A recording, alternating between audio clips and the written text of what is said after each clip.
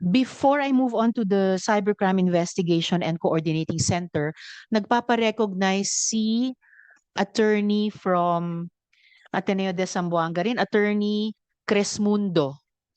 You wanted Yes to say po, something, Attorney? Madam Chair. Yes po. Thank you po for the Please recognition, Madam Chair. proceed. We would Yes. like just to add information to some of the questions that were propounded a while ago po.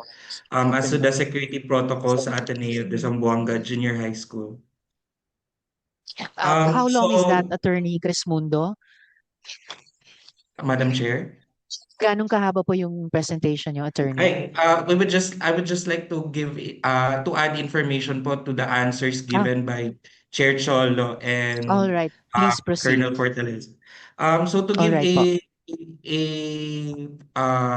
background po. So the whole compound is a gated compound. As what was said by Chair Cholo, there's only one entry gate for vehicles and one exit gate for vehicles as well. However, inside the compound, there are two main buildings. The junior high school building, that is where the incident happened. There are five floors, no, and a basement to that building. And then another building or a complex for the grade school. So for the security protocols, that is true. When students are hinahatid po ng nakasasakyan po, meron po tayong security protocol sa entry gate as to the vehicles. As to, for example, the vehicles must be registered na pwedeng pumasok. Nagko-conduct din po ng inspection yung mga guards na naka-assign sa entry gate ng mga vehicles. However, in the building where the junior high school students go, there are also only two entry points po sa building. And in these two entry points, there are assigned two security guards for each entry point. At dito po sa entry point ng mga estudyante, regardless kung nag-commute or nakasasakyan or whatever, they are subjected din po sa search. So there are only two entry points wherein they will undergo search by the security guards.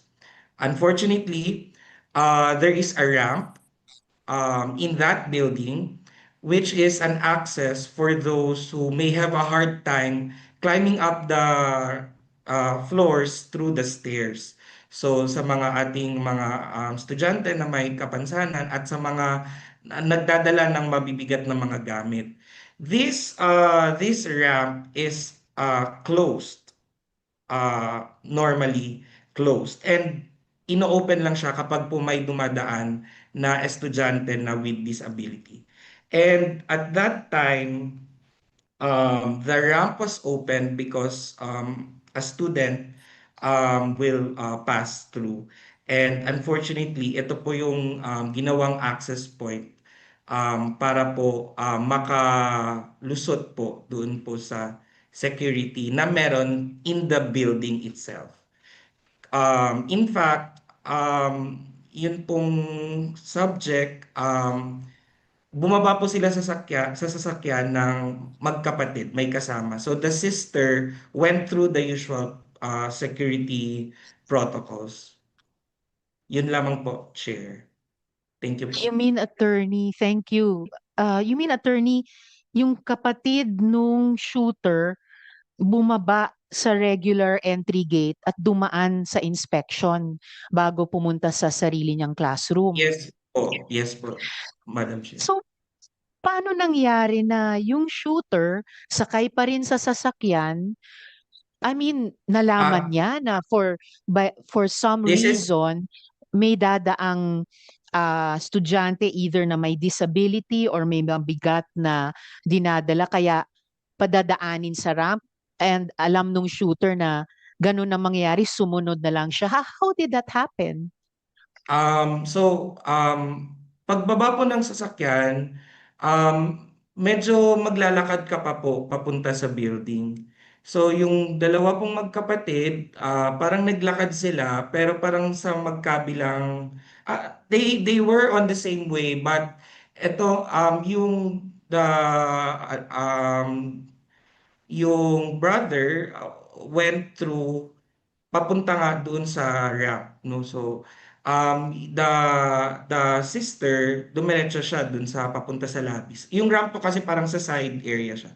So, doon po siya, unfortunately, at that time, um, nagkaroon po ng access doon sa ramp. Yes, attorney, very, very unfortunate talaga. At a certain point na the school was still a safe space, somehow na-breach siya, either because kulang ang protocols or hindi na-implement ng sapat, and somehow those weapons were able to be brought into the school. So, no, Yes po, again madam. talaga condolences sa community, pero wow, really Thank you we po, really Madam have. Chair. Yeah, thank you, attorney. The committee, kasabay po ng pagkondol namin sa community ninyo, the committee, no? Kasabay ng pagkondol sa community ninyo, we are really committed to making the strongest recommendations we can make para hindi na ito mauulit sa kahit na anong eskwelahan pa, no? Ma-correct kung may mali sa protocols, mapuno kung may mga gaps from the legislative side. So I hope also you can stay on, attorney, for the rest of the hearing in case po may follow-up questions. Yes po, Madam Chair. Thank you po. Salamat po. So moving on now to the CICC. Yes, Yusek Paraiso. Salamat po sa pagdalo muli sa ating hearing. Maraming salamat din po, Madam Chair, sa pag-imbita sa amin sa CICC. Yes, of course po. Kayo yung kayo yung first line or last line of defense sa ating mga bata laban sa ganitong mga insidente. So, kung pwede nyo pong ibahagi sa komite, ano po yung initial assessment nyo? Kung Hindi natin ma-interview at hindi natin ma-imbestigahan agad yung mga gadgets niya. Another challenge that's being proposed not only for the CICC, I think for all law enforcement agencies is if ever the warrant comes out, Madam Chair, the implementation of those warrants medyo matatagalan din po. So to manage expectations po, matatagalan po yan because it would go through several countries. It highlights the problem po talaga ng jurisdiction over the platforms, whether it's the social media platform of the child, whether it's the messaging platform where he was, if there was predation, if there was grooming, yung nagiging challenge natin. So we have several leads po na nabantayan with regards and several intelligence reports na sinasabi yung mga dito ho kumakalat siguro yung mga spekulasyon na baka may gaming platform na involved kasi yung mga alleged pinsan sinasabi na babad daw tong batang to sa isang gaming platform, but nothing conclusive, Your Honor, unless we get a hold of the warrant and investigate really and to manage expectations of this committee and maybe to address a particular challenge, ma'am, it would take time, Madam Chair.